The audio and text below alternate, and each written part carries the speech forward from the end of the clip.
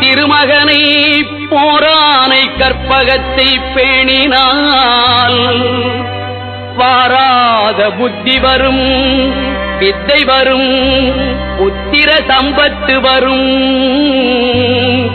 சக்தி தரும் சித்தி தருந்தான்.